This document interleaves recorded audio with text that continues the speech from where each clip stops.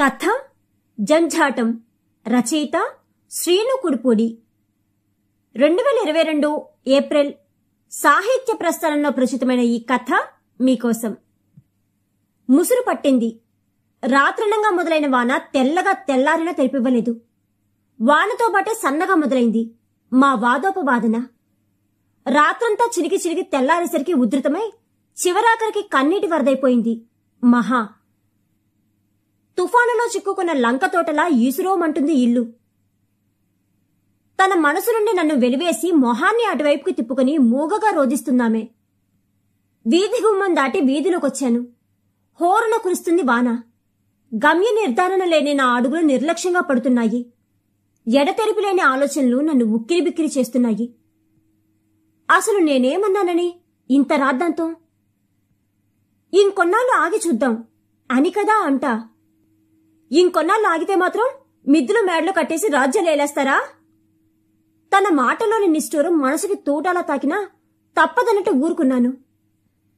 మిద్దెల మాట ఎలా ఉన్నా ఇప్పుడుంటున్న ఇంటికి అద్దె కూడా కట్టే స్తోమత లేదని తెలుసు తనకి. అయినా సరే నన్ను ఇష్టపడి పెళ్లి చేసుకుంది ఆ రోజు. పెళ్ళై ఏడాదైంది. ఈ 365 రోజుల్లో ఏనాడు నా మాట జవదాటలేదు తను. ఇప్పుడు మాత్రం కాస్త ఓపిక పట్టలేకపోయింది. ఓపిక పట్టేంత తేలిక విషయం కాదని తెలుసు నాకు. అయినా సరే తప్పనిసరి వాదన నాది. ఆమె పంతం ఆమెది. తనని కన్విన్స్ చేయాలనుకోవడం వ్యర్థ ప్రయత్నం అని తెలుసు నాకు. నా బాధ పంతంలో అనిపిస్తుందండి మీకు? ఆమె కళ్ళు ఎర్రబడ్డాయి. అది కాదు మహా, మనిద్దరు బ్రతకడమే కనా కష్టంగా ఉంది. మళ్ళీ మనిద్దరి మధ్యలోకి ఇంకొకరంటే కొంచెం ఆలోచించాలి కదా. మరి మీరెందుకు ఆలోచించలేదు? పడక సుఖం పంచుకుంటే సరిపోతుందా? ప్రతిఫలంతో పనిలేదా మీకు? తను అడిగిన ప్రశ్నకి ఎదురుదాడి తప్ప నా దగ్గర సమాధానం లేదు. అయితే ఇప్పుడేమంటావు? నా స్వరం హద్దు దాటింది. అనడానికి ఇంకేముంది? పరిస్థితి చేజారిపోయాక తను కూడా స్వరం పెంచింది. అయితే నీ పంతం నీదేనన్నమాట. ఇదిగో మళ్ళీ చెబుతున్నా, నాది పంతం అంటే ఊరుకునేది లేదు. శివంగిలా లేచింది తను. ఊరుకోకపోతే ఏం చేస్తావేం? నాలో మగతనం రంకిలేసింది. తాను ఊరుకోలేదు. గొడవ మెల్లగా చిలికి చిలికి చివరికి పెద్దదైంది. వానతో బాటే. రాత్రంతా కంటి మీద కునుకులేదు ఇద్దరికి. పెళ్ళయ్యాక మా ఇద్దరి మధ్య ఇంత పెద్ద గొడవ జరగడం ఇదే తొలిసారి. కొండపోతగా కురుస్తున్న వాన నన్ను నిలువునా తడిపేస్తుంది. ఎగువ నుండి ఉప్పొంగుతున్న వాన నీరు నా కాళ్ల సందులో నుంచి దిగువకి జారిపోతుంది. ఆ నీటిలో తేలివస్తున్న ఎంగిలి ఆకుల వెనకాల ఆబగా పరుగులెడుతున్నాయి 2 వీధి కుక్కలు. వీధి మలుపు దగ్గరున్న చెత్త కుప్పల్లో ఉల్లాసంగా పొరలాడుతున్నాయి ఊరపందులు. మనది ఒక బ్రతికేనా? కుక్కల వలె నక్కల వలె మనది ఒక బ్రతికేనా? సందులలో పందుల వలె. నా గుండె గదిలో శ్రీశ్రీ గొంతు గల్లుమంది. నిజమే కదా, వాటికేమీ అతీతులం కాదు మనం. ఈ ఆత్రపు ప్రపంచంలో, ఇలాంటి లోకంలో మనం బ్రతకడమే ఒక దౌర్భాగ్యం నిజంగా. మళ్ళీ పిల్లలు, వారసత్వాలంటూ వెంపర్లాటలు. వాననీటి ప్రవాహాన్ని చీల్చుకుంటూ భారంగా ముందుకు సాగుతున్నాయి నా అడుగులు. నా గమ్యం అగమ్యం. ఎటువైపు పోవాలి? ఎవరితో పంచుకోవాలి నా బాధ? శంకరం గారింటికెళ్తే? బాధల్ని అనుభవించే వాళ్లే ఎదుటివారి బాధల్ని అర్థం చేసుకోగలరు. శంకరం గారు మాత్రమే నా బాధని అర్థం చేసుకోగలరనిపించింది. దారిడో తెలిసాక నా అడుగులు నీటి ప్రవాహాన్ని చీల్చే చొరకత్తులయ్యాయి. నడకలో వేగం పెరిగింది. తడిసిన బట్టలతో వాళ్ళింటికి వెళ్తే బాగోదన్న శంక ఒక పక్క లాగుతున్నా అంతకంటే వేరే దారి లేదనిపించింది నాకు. మరో ఆలోచనేమీ పెట్టుకోకుండా శంకరం గారింటి వైపు సంధించి వదిలిన బాణంలా కదిలిపోయాను. వీధి గుమ్మం తలుపులు దగ్గరికి వేసి ఉన్నాయి. ఇంట్లో నుండి శంకరం గారి అరుపులు వినిపిస్తున్నాయి. దిగువ మధ్య తరగతి కుటుంబాల్లో అనుదినమూ యుద్ధమే. వెళ్లాలా వద్దనుకుంటేనే వీధి గుమ్మం దగ్గరే ఆగిపోయాను. అలికిడయ్యేది కాబోలు. శంకరం గారొచ్చి తలుపు తీశారు. తెల్లటి ఆయన మొహం కందగడ్డలా జేవురించి అప్రసన్నంగా ఉంది. వాళ్ళబ్బాయి 18 ఏళ్ల అభినవ్ మొహం నల్లగా మాడిపోయింది. నాకు తుడుచుకోవడానికి తువ్వాలిచ్చి ఇద్దరికీ టీ తెచ్చిచ్చింది కృష్ణవేణి గారు. తాగడం పూర్తయ్యాక, అలా బయటకెళ్ళొద్దన్రా అంటూ పైకి లేచాడాయన. చిలక్కుయ్యకి తగిలించి ఉన్న గొడుగు తెచ్చిచ్చింది వాళ్ళమ్మాయి కౌముది. బయట వాన కాస్త తగ్గుముఖం పట్టింది. భాగ్యనగరం, భరత్ నగర్, ఎంఎంటీఎస్ వైపు అలవాటుగా పడుతున్నాయి మా ఇద్దరు అడుగులు. మా కష్టసుఖాన్ని కలబోసుకునే అడ్డా అది. ఫ్లైఓవర్ కిందన్న మార్కెట్ ఆదివారం కావడం వల్ల సందడిగా ఉంది.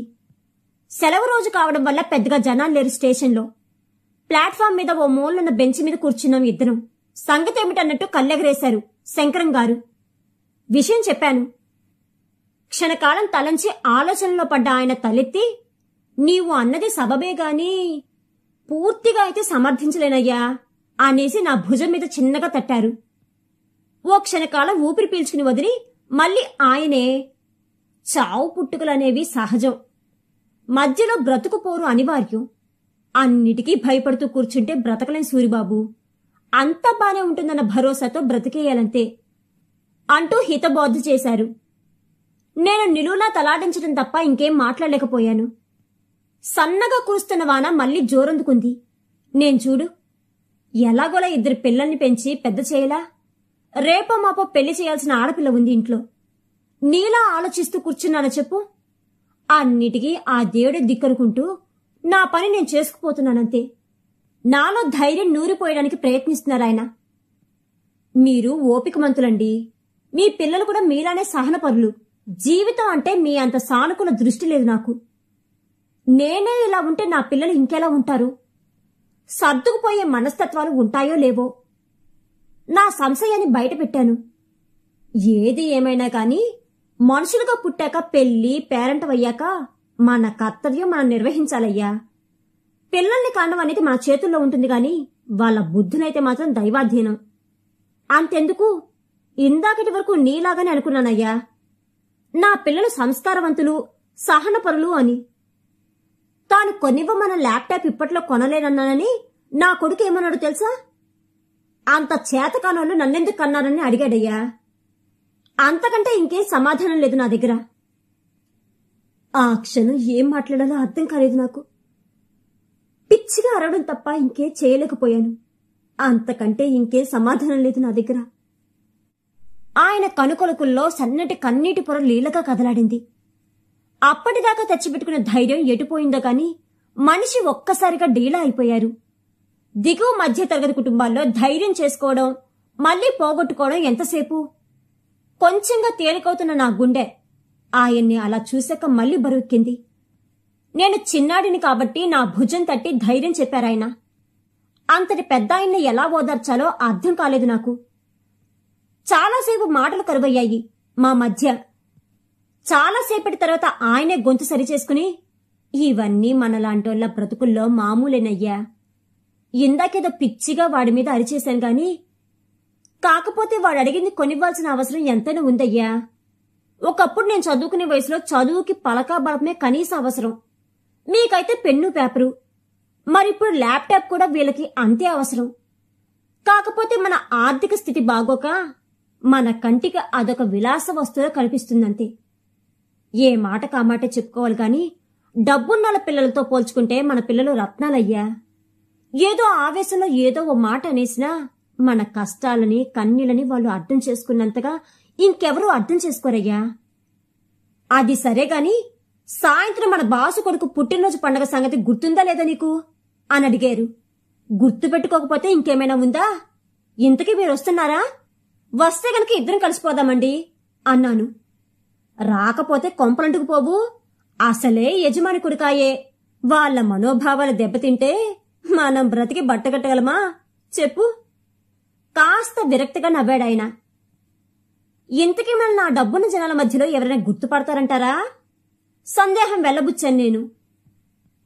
అది కూడా నిజమేనయ్యో. కాకపోతే మన వెళ్ళని సంగతి మన గుంపులో ఎవడో ఒకడు కనిపెట్టి మన ఏ జిఎం గారి చెవులో వేశారంటే చాలు, మన బ్రతుకులు మూసీ నదిలో స్నానం ఆడినట్టే అనేసి భల్లును నవ్వేశాడాయన. మా మాటల ప్రవాహానికి అడ్డుకట్ట వేస్తూ మా ముందుకు నిలబడ్డాడు ఓ బక్కపల్చడి కుర్రాడు. వాడి ఒంటి మీద నీలం రంగు నిక్కరు, మాసిపోయి భుజాలు జారిపోతూ కాస్త చిరుగులు పట్టిన తెల్లని టీషర్టు వేలాడుతుంది. టీ కావాలా సారు? వాడి మొహం మీద చెరగని చిరునవ్వు, ఆ కళ్ళల్లో ఏదో తెలియని మెరుపు. బ్రతుకంటే భయం లేని తెంపరితనం వాడి ప్రతి కదలికలోనూ ప్రస్ఫుటంగా కదలాడుతుంది. ఏమి చదువుకుంటే వచ్చింది వాడికి అంతటి ధైర్యం? మేము చదివిన చదువులు మాకు బ్రతుకు తెరువు కంటే బ్రతుకు భయాన్నే ఎక్కువ కలిగిస్తున్నాయి కదా. వాన కాస్త తగ్గుముఖం పట్టింది. సన్నటి చినుకులు మెల్లగా రాలుతున్నాయి. ఇద్దరం పైకి లేచి ఇంటివైపు అడుగులేశాము. ఎంతకాలమండి ఈ భరోసా లేని ఉద్యోగాలు చేస్తూ ఈసురో దేవుడా అంటూ ఏడ్వాలి? ఇలాంటి ఉద్యోగాలు చేస్తూ పిల్లల్ని కనాలంటే భయం వేస్తుందండి. మెల్లగా నాలోని అభద్రతా భావాన్ని బయటపెట్టాను. ఏం చేస్తాం సూరిబాబు, మన కాళ్ల మీద మనం బ్రతుకుదామంటే బుర్రలో అక్షరం తప్ప చేతిలో పని లేదు. ఇంకో ఉద్యోగం వెతుక్కుందామంటే జీతం జీవితం మళ్లీ మొదటికొస్తాయి. ప్రైవేట్ కంపెనీలో కొలువంటే ఎక్కడైనా ఒకటే పరిస్థితి. ప్రైవేట్ సంస్థలో ఉద్యోగుల బ్రతుకులు గానుగెద్దు బ్రతుకులేనయ్యా, సర్దుకుపోతూ బ్రతికేయాలంతే. నీరసంగా నవ్వాడాయన. అన్నిటికీ సర్దుకుపోవాలంటే ఎలా శంకరం గారు? కనీసం ప్రావిడెంట్ ఫండ్, ఈఎస్ఐ లాంటివి ఇచ్చినా ఎంతో కొంత గట్టెక్కుతాం కదండి. నా గొంతులో దీనత్వం సన్నగా ధ్వనించింది. శంకరం గారు గొల్లుమని నవ్వేశారు. మనం గట్టెక్కితే ఎక్కడికి పారిపోతామోనని వాళ్ళ భయం. అందుకే మనల్ని మునగనీయరు, అలాగని తేలనీయరు. త్రిశంకు స్వర్గంలో నిలబెట్టి మన జీవితాలతో ఆటలాడుకోవడం ఈ లక్ష్మీపుత్రులకి మహా సరదా. నీవు చెప్పిన వెసులుబాట్లు ఏవో కొన్ని లిమిటెడ్ కంపెనీల్లో తప్ప మన కంపెనీ లాంటి లోకల్ మేడ్ కంపెనీల్లో అంత సులువుగా జరిగే పనులు కావు సూరిబాబు. వాటికి చాలా లెక్కలుంటాయి వాళ్ళ దగ్గర. లెక్కల్ని తారుమారు చేసే మేధావులు ఉంటారు వాళ్ళ దగ్గర. రక్త పింజర లాంటి ఇలాంటి సంస్థల్లో పనిచేసే మనలాంటి బలి పశువులు చాలా మంది ఉంటారు మన దేశంలో. శంకరం వీళ్ళు రాగానే గొడుగు నాకిచ్చేసి సాయంత్రం 5 కల్లా స్టేషన్కు వచ్చేయమని చెప్పి ఇంట్లోకెళ్లిపోయారు. నాకైతే ఇంటికెళ్ళ బుద్ధి కాలేదు. మళ్లీ ఎంఎంటీఎస్కి వెళ్లి కూర్చున్నాను. నా ఒంటి మీద తడిబట్టలు ఎప్పుడు పొడిబారినాయో కూడా తెలియలేదు నాకు. కరెక్టుగా 5ంటికి స్టేషన్ దగ్గరకు వచ్చేశారు శంకరం గారు. నన్ను చూసి కంగారైపోయారు. ఏమయ్యా, ఇంటికెళ్ళలేదా నీవు? పొద్దున్న వేసుకున్న బట్టలు వేసుకున్నట్టే ఉన్నాయి. ఇంటికెళ్లడం ఇష్టం లేకపోతే మా ఇంట్లోనే ఉండకపోయావా? అసలు ఏమైనా తిన్నావా కడుపుకి? లే, టిఫిన్ చేద్దు గాని. నా రెక్క పుచ్చుకుని పైకి లేపాడాయన. పర్లేదులేండి, నాకివన్నీ మామూలే. ఆకలి మంట నాకు చిన్నప్పుడే అలవాటైపోయింది. ఈ మంటని నా పిల్లలు అనుభవించకూడదని నా బాధండి. నీరసంగా నవ్విన నవ్వు నా పెదాలు దాటి బయటికి రాలేదు. లింగంపల్లి టు సికింద్రాబాద్ వెళ్లే ట్రైన్ వచ్చింది. ఇద్దరం అటువైపు కదిలాం. అది మమ్మల్ని తన బాహువుల్లో పొదివి పట్టుకుని పట్టాల మీద వేగంగా గమ్యం వైపు పరుగులు తీసింది. ట్రైన్ దిగాక మా బోటి ఉద్యోగులు ఇంకొందరు మాతో జమయ్యారు. అందరం కలిసి వేడుకకు బయలుదేరాం. విద్యుత్ దీపాల అలంకరణతో దేదీప్యమానంగా వెలిగిపోతుంది ఫంక్షన్ హాల్. పార్కింగ్లో పెట్టిన ఖరీదైన కార్లు దగదగలాడిపోతున్నాయి. కార్ల నుంచి దిగుతున్న జనాల చేతుల్లో రకరకాల రంగుల్లో గిఫ్ట్ ప్యాకెట్లు తలతల్లాడిపోతున్నాయి. మనుషులు ఖరీదైన వస్త్రాభరణాల్లో లక్ష్మీపుత్రులా మెరిసిపోతున్నారు. వేదిక మధ్యలో మా అమ్మగారి ఒడిలో కూర్చుని బోసి నవ్వులు చిందిస్తున్నాడు చిన్నారి కృష్ణ చైతన్య. వాణ్ణి చూడగానే మనసుకెంతో హాయిగా అనిపించింది. వీడైనా మా యజమానిలా మారుకుంటే బావున్ను అనిపించింది ఆ క్షణం. మా యజమాని హర్షవర్ధన్ గారు వీఐపీలను రిసీవ్ చేసుకుంటూ ఊపిరి సరపనంత బిజీ అయిపోయారు. సిటీలో రియల్ ఎస్టేట్ కంపెనీ స్థాపించి అతి తక్కువ కాలంలోనే మంచి పేరు గడించిన యువ వ్యాపారవేత్త ఆయన. ఆయన ఎదుగుదలకి అసలు కారణం నమ్మకస్తులైన తన ఉద్యోగస్తుల కృషియే పెట్టుబడి అని చాలా చోట్ల చాలాసార్లు గొప్పగా చెబుతుంటారాయన. అలా అనడం ఆయన మంచితనం అని పొగవేస్తుంటారు. ఆయన చుట్టూ ఉంటూ మోచేతి క్రింద నీళ్లు తాగే కొందరు పెద్ద మనుషులు. ఆ మంచితనం ఆయన మాటల్లో తప్ప చేతల్లో ఎప్పుడూ కనిపించలేదు నాకు. నాకే కాదు, నాలాంటి చాలా మందికి ఆయనలోని మంచితనం మానవత్వం మచ్చుకైనా కనిపించేవి కాదు. ఎక్కువ పని గంటలు, తక్కువ వేతనాలు, గొర్రెకు బెత్తడి తోక జీతాలు, పండగ బోనస్లు లేవు, పైకి పోతే పాడి ఖర్చులు లేవు. ఎప్పుడైనా మేము ఎదురు పడితే ఒక మెత్తని చిరునవ్వు తప్ప. ఆ నవ్వు చాలదు, నెత్తురు రాకుండా మా గుండెల్ని మెత్తగా కోయడానికి. వేదిక దగ్గర కాసేపు కూర్చుని నాబోటి వాళ్ళమంతా భోజనాల వైపు కదిలాము. నేను తింటున్నాను గాని నాలుకకి రుచి తగలడం లేదు. వంటలు బాగోక కాదు, మనసు బాగోక. ఉదయం మా ఇంట్లో జరిగిన గొడవే మనసులో గింగిరాలు తిరుగుతుంది. నోట్లని ముద్ద గొంతు దిగడం లేదు. ఏదో తిన్నాననిపించి అందరికంటే ముందే తినేసి బయటుంటానని చెప్పి ఫంక్షన్ హాల్ బయటకొచ్చి నిలబడ్డాను. ఫంక్షన్ హాల్ బయట సినిమా తెరంతా హోర్డింగ్ మీద చిరునవ్వులు చిందిస్తున్న చిన్నోడు కృష్ణ చైతన్య ఛాయాచిత్రం చాలా అందంగా మెరుస్తుంది. నాకు కూడా అలాంటి కొడుకో కూతురో పుడితే ఇంతే అందంగా పుడతారా? నా ఆలోచనకి నాకే నవ్వొచ్చింది. పిల్లలంటేనే అందం కదా. ఎవరి పిల్లలైనా పుట్టినప్పుడు బానే ఉంటారు, పెరిగే కొద్దీ మాత్రమే కదా సరైన తిండి లేకనో బ్రతుకు తెరువు లేకనో బక్కపలిచి బడుగు జీవులైపోతారు. ఖర్చు 25 లక్షల పైచిలికేనంట సూరిబాబు. ఇందాక మూర్తిగారు చెప్పారు. తొలి పుట్టినరోజుకే ఇంత ఖర్చు పెట్టాడంటే వాడు ఎదిగేలోపు ఎన్ని లక్షలు ఖర్చు చేస్తాడో. అయినా పిచ్చిగాని అంత ఖర్చు పెట్టి పండగ చేయకపోతే ఆ పసోడు అడుగుతాడా? వేలం వెరి కాకపోతే. శంకరం గారు పెదవి విరిచారు. డబ్బున్నోళ్ళండి, అడిగినా అడగకపోయినా పిల్లల కోసం ఆకాశంలో చందమామని తెంపుకురావడానికి కూడా ఆలోచించరండి. మనలాంటోళ్ళమే 10 రూపాయలు పెట్టి పచ్చిమిరపకాయ బజ్జీలు పట్టుకెళ్లాలన్నా 10 సార్లు ఆలోచించుకోవాలి. ఆయనకి వంత పాడాను. రోడ్డు మీదకొచ్చి రైల్వే స్టేషన్ వైపు వడివడిగా అడుగులేస్తుంటే శంకరం గారి ఫోను రింగ్ అయింది. అమ్మాయినయ్యా, ఇదిగో మాట్లాడు అని చెప్పి ఫోను నా చేతిలో పెట్టారు. అప్పుడు వరకు గుర్తులేదు నా మొబైల్ ఇంట్లో వదిలేసిన సంగతి. నేను ఎక్కువసేపు కనిపించలేదంటే శంకరం గారి దగ్గరే ఉంటానని ఆమె నమ్మకం. అవతల మహాలక్ష్మి గొంతు నీరసంగా ఉంది. మాటలు పొడిపొడిగా రాలుతున్నాయి. తను మాట్లాడుతున్న మాటల్ని మౌనంగా వినడం తప్ప ఆ క్షణం ఎలా స్పందించాలో అర్థం కాక గమ్మున ఫోన్ పెట్టేసి శంకరం గారికి ఇచ్చేశాను. ఏమయ్యింది సూరిబాబు? ఊరకైనా ఫోన్ చేసిందా అమ్మాయి? ఆరా తీశారు. ఊరకేనండి, తలనొప్పిగా ఉందంట. వచ్చేటప్పుడు మందు బిళ్ళలు తీసుకురమ్మంతి. ముక్తసరిగా మాట్లాడేసి ఊరకుండిపోయాను. ఆడోళ్ళు చాలా సున్నిత మనస్కులయ్యా. చిన్న విషయానికి ఎక్కడికో ఆలోచిస్తారు.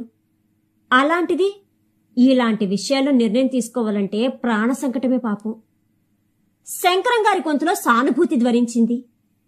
సికింద్రాబాద్ స్టేషన్లో ట్రైన్ ఎక్కి భరత్ నగర్లో దిగేసరికి టైం 8 దాటేసింది. సికింద్రాబాద్ స్టేషన్లో ట్రైన్ ఎక్కి భరత్ నగర్లో దిగేసరికి టైం 8 దాటేసింది. శంకరం గారు గొడవలేమీ పడొద్దని జాగ్రత్తలు చెప్పి తలనొప్పి మాత్రం మర్చిపోకుండా తీసుకెళ్లమని చెప్పి ఇంటి దారి పట్టారు. నేను రోడ్డు దాటి ఇంటివైపు నిస్సత్తువుగా అడుగులు వేశాను.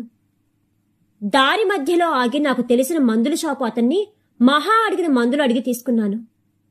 కాస్త తెరిపిచ్చిన నీలాకాశాన్ని మళ్లీ నల్లటి మబ్బు మెల్లగా కమ్ముకొస్తుంది.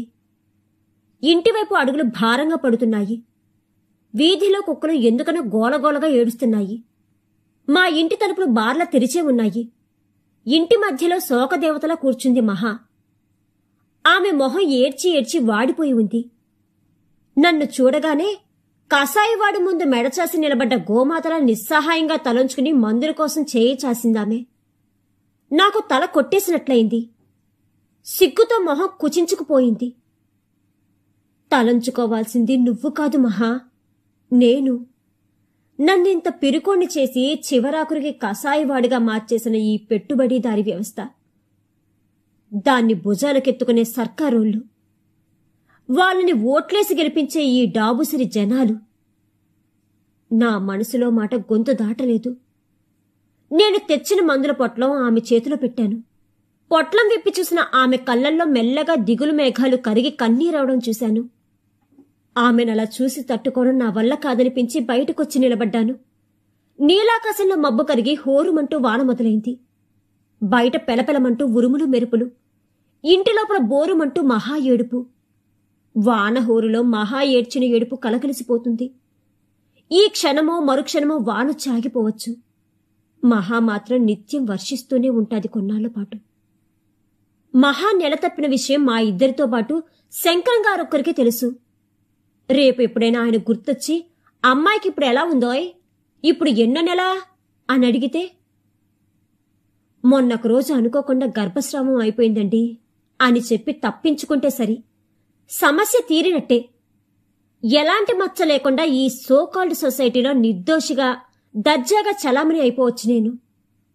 సమాధానం దొరికాక గుండెల మీద భారం మీద దిగినట్టనిపించి తేలిగ్గా ఊపిరి తీసుకుని జేబులో సిగరెట్టు తీసి వెలిగించాను. ఎర్రగా మండిపోతూ నుసినుసిగా రాలిపోతుంది సిగరెట్టు. బహుశా నేను తెచ్చిచ్చిన మందులతో మహాకడుపులో ఊపిరి పోసుకుంటున్న మా అంకురం కూడా ఇలాగే చితుకుపోతుండొచ్చు. ఇంట్లో ఉన్న మహారోదనతో పోటీ పడుతూ మెల్లగా జోరందుకుంది మాయదారి వాన. వీధి అరుగు మీద పడక కుర్చీలో కూర్చుని మెల్లగా వెనక్కి తలవాల్చాను. ఏదో తెలియని అపరాధ భావంతో మనసు మూలుగుతున్నా అలిసిపోయిన నా కళ్ళు మాత్రం మెల్లగా మూతలు పడుతున్నాయి. తెల్లగా తెల్లారిపోయింది. వాన తగ్గి మబ్బులు వీడి మెల్లగా వెలుగురేఖలు విచ్చుకున్నాయి. వాకిట్లో అలికిడికి చప్పున మెలకువ వచ్చింది. వాకిట్లో గొంతు కూర్చుని ముగ్గులు వేస్తుంది మహా. తలంటు పోసుకుని వదులుగా వదిలేసిన జుట్టు మొహం మీదకి జారి అల్లరి పెడుతుంది. నా ఊహకి విరుద్ధంగా మబ్బులు తేలిపోయిన ఆకాశంలా నిర్మలంగా ఉంది ఆమె మొహం. నన్ను చూడగానే ముగ్గు గిన్నె పక్కకు పెట్టి మెల్లగా నా పక్కకు వచ్చి కూర్చుంది. సూటిగా నా కళ్ళల్లోకి చూస్తూ, ఏవండి, నేనో మాట చెబుతాను, వింటారా అని అడిగింది. నిలువునా తలాడించాను నేను. ఏవండి, మీ బాధ నాకు అర్థమయ్యింది. పిల్లలంటే మీకు ఇష్టమే. కాకపోతే వాళ్ళు పుట్టి మనలా కష్టపడకూడదనే కదా మీ ఆలోచన. నా కళ్ళల్లోకి చూస్తూనే ఉంది మహా. నా కళ్ళల్లో చప్పున నీళ్లు తిరిగాయి. కన్నీటి చుక్కలు నేల రాలకుండా తలని పైకెత్తి కుర్చీలో వెనక్కి వాలిపోయాను. ఏమండి, రాత్రంతా ఆలోచించాను. నేను మీతో పాటే కష్టపడి 4 రూపాయలు సంపాదించాలనుకుంటున్నానండి. రేపు మనకి పుట్టబోయే పాపకో బాబుకో మంచి జీవితాన్ని ఇవ్వడానికి నా వంతు చెయ్యి వేస్తానండి. మన స్థాయికి తగ్గట్టు ఒక్కరంటే ఒక్కరినే కందాం. మనిద్దరం కలిసి ఆ ఒక్కరి బ్రతుక్కి మంచి దారి చూపిద్దామండి. ప్లీజ్, ప్రాధేయపూర్వకంగా అడిగింది మహా. అంతా అయిపోయాక ఏం ఆలోచించి ఏం లాభం పిచ్చిమొద్దు. పడక కుర్చీలో నుండి పైకి లేచి నిర్వేదంగా నవ్వాను నేను. ఏమైపోలేదండి అంటూ గబగబా తన చీర చెంగున కట్టుకున్న పొట్లాన్ని విప్పదీసి హుషారుగా చేతిని నా మొహం ముందరికి చాపింది. అరచేతిలో రాత్రి నేను తెచ్చిచ్చిన మందుల పొట్లం. ప్రశ్నార్థకంగా చూశాను ఆమె వైపు. ఆమె మెల్లగా తలదించుకుంది. రాత్రి ఈ మందులు వేసుకోలేదండి. తప్పైతే చెప్పండి, ఇప్పుడే వేసేసుకుంటా. మందుల పొట్లాన్ని విప్పదీయబోయింది మహా. గబుక్కున చేతుల పొట్లాన్ని లాక్కుని విసురుగా వాకిట్లోకి విసిరేశాను. ఆమెని గట్టిగా హత్తుకుని మెత్తగా బుగ్గలపై ముద్దాడాను. నాలో గువ్వలా ఒదిగిపోయింది మా ఇంటి మహాలక్ష్మి మహా. రచయిత శ్రీను కుడిపుడిగా రచించిన జంఝాటం అనే ఈ కథ కనుక మీకు నచ్చినట్లయితే please like, share, subscribe to our channel.